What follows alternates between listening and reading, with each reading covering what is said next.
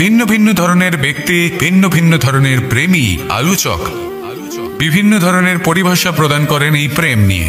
কিন্তু প্রত্যেকের মনে কখনো কখনো এই প্রশ্ন এসেছে, এই ভালোবাসা আসলে কি? নিজের প্রিয়তমকে জয় করাই কি প্রেম? চার হাত এক হয়ে যাবার নামই কি প্রেম? নিজের আবেগ ব্যক্ত করাই কি ভালোবাসা? না, প্রেমের অর্থ কাউকে লাভ করা নয়, বরং তার মাঝে বিলীন হয়ে যাওয়া। যদি কারোর হাত ধরে থাকি তাহলে আজীবন তার সাথে পথ চলা হলো প্রেম। প্রেম শুধুমাত্র সেটা নয় যা প্রেমী আর প্রেমিকার কেশদামে মালা বেঁধে দেয়। মাতা পিতার জন্য দিনরাত পরিশ্রম করা, নিজের পরিবারের জন্য দিনরাত পরিশ্রম করা, সেটাও প্রেম। নিজের বন্ধুদের জন্য, আপনজনের জন্য সবকিছু উজাড় করে দেওয়ার নাম হলো ভালোবাসা। নিজের মাতৃভূমির জন্য সাহসের সাথে লড়াই করা এবং আনন্দে নিজের জীবন ত্যাগ করে দেওয়াও কিন্তু প্রেমের নামান্তর। সেই জন্য যারা বুদ্ধিমান ব্যক্তি তারা কখনো প্রেমের পরিভাষা খুঁজতে চান না, কারণ তারা জানেন যে এই প্রেম কতটা বিশাল। তারা জানেন যে এই প্রেম হলো এক বিশাল সাগর যাকে নিজের মুঠোয় ধরে রাখা যায় না। সেই জন্য এই প্রেমের সাগরে ডুবে যান এবং সকলকে ভালোবাসতে শিখুন। যদি সবাইকে ভালোবাসতে পারেন তাহলে তাদেরও কল্যাণ হবে যারা আপনাকে ভালোবাসে, তাদেরও কল্যাণ হবে যাদেরকে আপনি ভালোবাসেন, আর আপনারও কল্যাণ হবে। আর তখন এই মন ভালোবেসে বলবে রাধা রাধা। এটাই আপনার অন্তরের প্রথম শত্রু। বেশিরভাগ মানুষই কামবোধ বলতে লালসা বোঝেন, কিন্তু এটা সম্পূর্ণ সত্য নয়। কামের আসল অর্থ হলো কামনা। এটা খুবই সহজ ব্যাপার। মনুষ্য শরীর থাকলে, মানুষের মন থাকলে এই কামনা অবশ্যই থাকবে। এবার এটাই দেখতে হবে যে এই কামনা নেতিবাচক কামনা নাকি ইতিবাচক কামনা। অন্য কারোর জিনিসে নজর দেওয়া, অন্য কোনো মানুষের উপর নজর দেওয়া, কোনো অনুচিত বস্তুর দিকে নজর দেওয়া, এই নেতিবাচক কামনা। আর এই দুষ্কামনা মানুষকে দিয়ে অপকর্ম করাবেই করাবে। তাই মনে রাখবেন, যে ব্যক্তি নিজের কামনাকে নিয়ন্ত্রণে রাখতে পারেন তিনি সঠিক পথেও থাকেন, সঠিক লক্ষ্যে পৌঁছতেও পারেন। যিনি কামনা নিয়ন্ত্রণে রাখতে পারেন না তিনি তার পথও হারিয়ে ফেলেন এবং লক্ষ্যচ্যুতও হন। তাই মনে রাখবেন, নিজের কামনাগুলিকে নিয়ন্ত্রণে রাখুন। কাম নামক এই শত্রুর ওপর বিজয় লাভ করুন।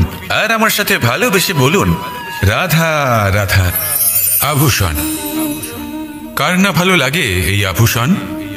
আমরা পরিশ্রম করি, ধন অর্জন করি আর আভূষণ কিনে থাকি, কখনো নিজের জন্য, কখনো বা তাদের জন্য যাকে আমরা ভালোবাসি, বা তাদের জন্য যাকে আমরা সম্মান করি।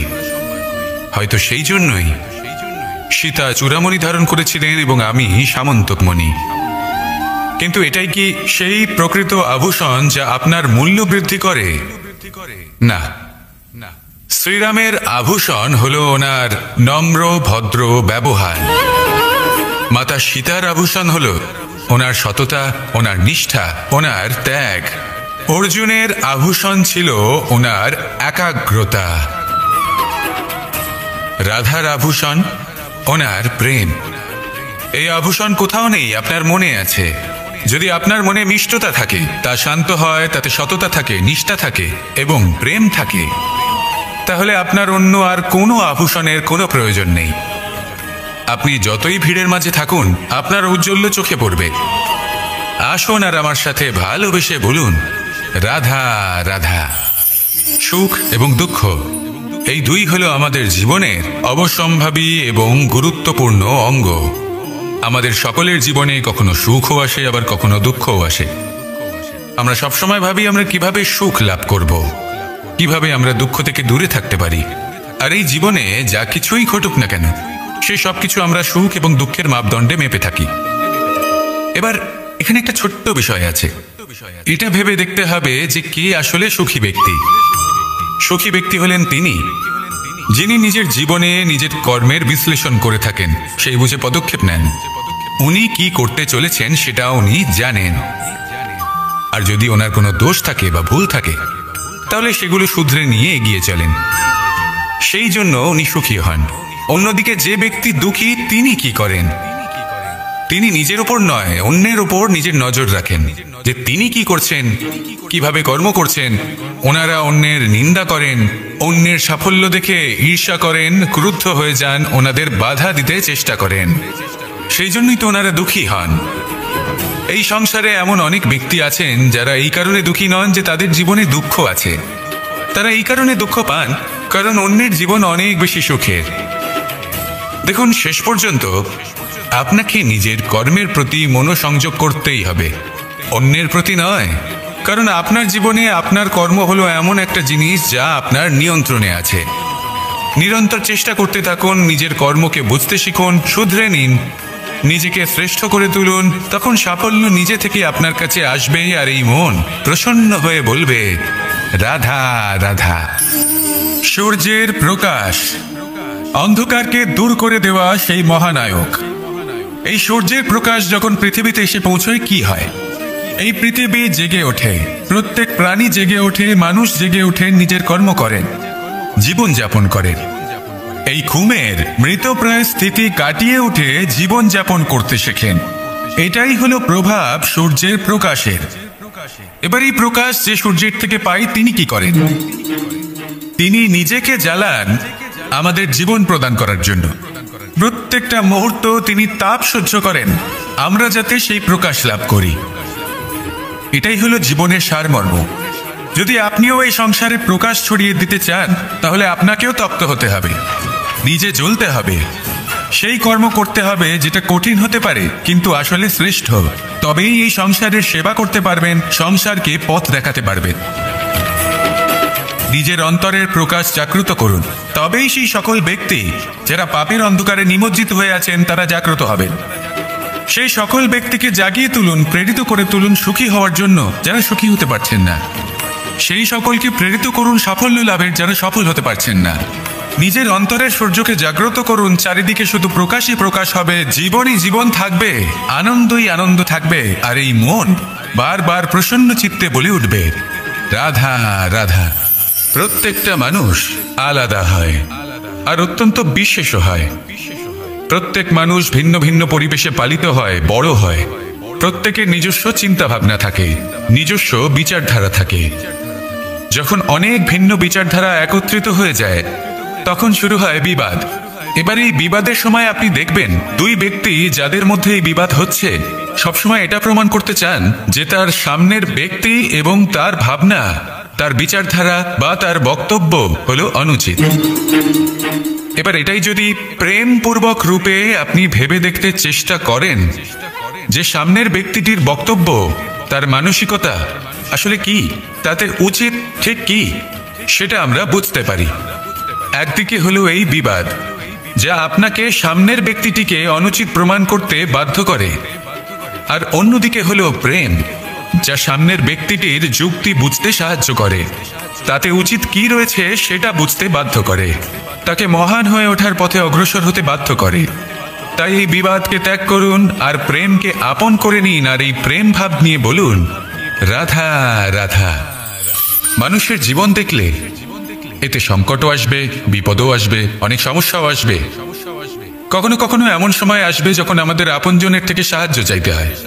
আমরা সাহায্য চাই আর তারা সাহায্য করেও দেন, আমাদের সংকট থেকে মুক্তও করে দেন। কিন্তু যখন এই সময় বদলে যায়, যখন সুখের সময় আমাদের জীবনে আসে, তখন আমাদের মনে একটা অহংবোধ জেগে ওঠে। মনে হয় উপকার আবার কি, সেই ব্যক্তি সাহায্য করেছিলেন তাতে কি, উনি তো নিজের কর্তব্য পালন করছিলেন। সেই ব্যক্তি আমাদের ধন দিয়েছিলেন যখন প্রয়োজন ছিল, তো আমরা সেই ধন তো ফিরিয়ে দিয়েছি, উপকার কিসের? এই ভাবনা অনুচিত। যদি কোনো ব্যক্তি আপনাকে সাহায্য করে থাকে যখন কেউ করেনি, যখন আপনার সব থেকে বেশি প্রয়োজন ছিল, সেই সাহায্য অমূল্য আর সেটা উপকারী বটে। যদি কেউ উপকার করেন তাহলে বিনম্র চিত্তে ভালোবেসে আজীবন তার উপকারের প্রতি কৃতজ্ঞ থাকুন। কারণ সত্যি কথা বলতে এই সংসারে উপকার করার মতো ব্যক্তি খুব কম রয়েছেন, আর উপকারের কথা মনে রাখেন এমন কৃতজ্ঞ ব্যক্তি আরো কম। সেই জন্য জীবনে কৃতজ্ঞ থাকুন আর আমার সাথে ভালোবেসে বলুন, রাধা রাধা। হাস্য, হাসি জীবনে অত্যন্ত মূল্যবান হয়। কথায় আছে যে হাসি এবং হাস্য আমাদের জীবনে ওষুধের মতো কাজ করে, আমাদের সুস্থ রাখে, আমাদের জীবনের অনুভূতিগুলিকে আরো সুন্দর করে তোলে। কিন্তু প্রত্যেক ওষুধের মতোই এর সাথেও এটাই হয়, প্রত্যেক ওষুধ সঠিক সময়ে সঠিক মাত্রায় সঠিকভাবে গ্রহণ করতে হয়। যদি এরকম না হয় তাহলে এই ঔষধও শরীরের ক্ষতি করে দিতে পারে। এবার আপনি ভাবতে পারেন হাসি থেকে কিভাবে ক্ষতি হতে পারে।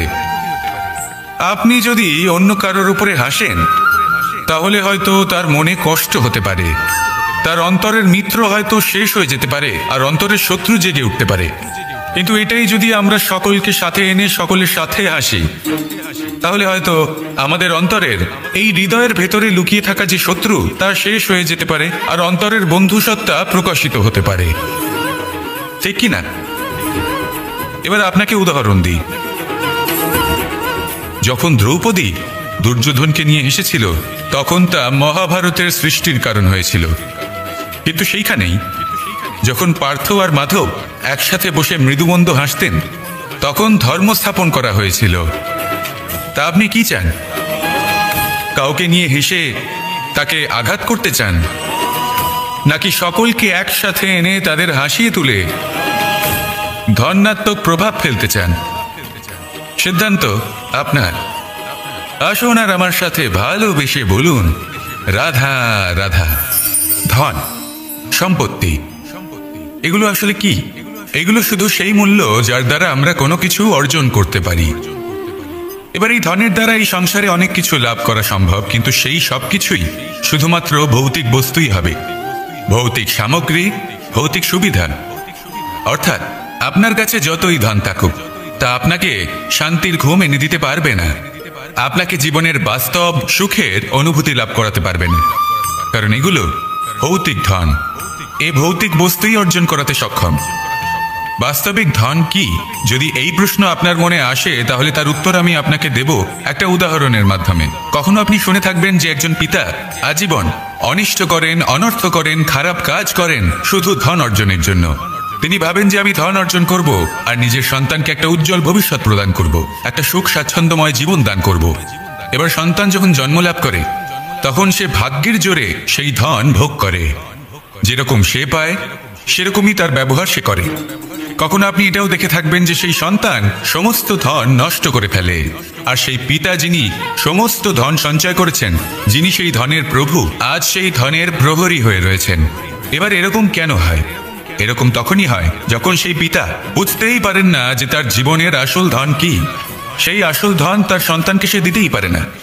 যদি পিতা তার সন্তানকে কর্মের জ্ঞান দিতে পারেন, উচিত কোনটা অনুচিত কোনটা সেই শিক্ষা দিতে পারেন, সংস্কারের প্রকৃত শিক্ষা দিতে পারেন, তবে সেটা ধনের থেকে অনেক বেশি গুরুত্বপূর্ণ। এটাই হলো জীবনের বাস্তব ধন। আপনি সেই কথা তো অবশ্যই শুনে থাকবেন, কুসন্তান হলে ধন সঞ্চয় করে কি হবে, সুসন্তান হলে ধন সঞ্চয় করে কি হবে। সন্তান যদি কুপুত্র হয় তাহলে সব নষ্ট করে ফেলবে, আর সন্তান যদি সুপুত্র হয় তাহলে ধন থাকুক না থাকুক সে নিজেই কর্মের পথে অগ্রসর হয়ে ধন অর্জন করবে আর নিজের জন্য এক উজ্জ্বল ভবিষ্যৎ গড়ে তুলবে। তাই সন্তানকে সম্পদ দেওয়ার আগে কর্মের জ্ঞান দান করুন, সুশিক্ষা দিন, কারণ এটাই হলো জীবনের প্রকৃত ধন। আসুন আর আমার সাথে ভালোবেসে বলুন রাধা রাধা। ছোটবেলা থেকেই আমি গরু চড়িয়ে অভ্যস্ত, সেই জন্য সকলে আমাকে গোপাল নামে ডাকত। কিন্তু গোপাল হয়ে আমি একটা অমূল্য শিক্ষা লাভ করেছি। আমি দেখেছি যে গৌশালাতে অনেক বাছুরের মধ্যে একটি গাই তার নিজের বাছুরকে অবশ্যই চিনে ফেলে, যেখানে সমস্ত বাছুর একই রকম দেখতে এবং প্রত্যেকের স্বর সমান। তারপরেও সকল বাছুরের মধ্যে নিজের বাছুরকে ঠিক চিনতে পেরে যায় এবং তার সাথেই থাকে। ঠিক এইরকমই কিছুটা হয় আমাদের কর্ম এবং তার কর্মফল। আপনি সবার মাঝে থেকেও কোনো কর্ম যদি করেন, সেই কর্মফল সবার মধ্যে আপনাকে চিনে ফেলবে এবং আপনার সাথেই থাকবে। তাই যখনই কর্ম করবেন ভেবে চিন্তে করবেন। কোনো কর্ম করার আগে একবার ভেবে দেখুন, তাহলে জীবনে বারংবার অনুতপ্ত হতে হবে না। কারণ বিষয়টা কিছুটা এরকম যে এই সংসারে আপনি কাল, কর্মফল এবং সময় এই তিনের হাত থেকে কখনো লুকোতে পারবেন না, কখনো পালাতেও পারবেন না। আসুন আমার সাথে ভালোবেসে বলুন রাধা রাধা। জীবনে সাফল্য এবং অসফলতা আপনার বল, আপনার শক্তির উপরে নির্ভরশীল নয়, আপনার মানসিকতার উপর নির্ভরশীল। যদি কোনো ব্যক্তি দৃঢ় নিশ্চয় করে নেয় তাহলে সে কখনো হারে না। যদি কেউ হার মেনে নেয় তাহলে সে কখনোই জিততে পারে না। শেষ পর্যন্ত কি হয়, এই ভাবনাই সত্য হয়ে সামনে চলে আসে, আর এই ভাবনাই পরবর্তীকালে ইতিহাস রচনা করেন।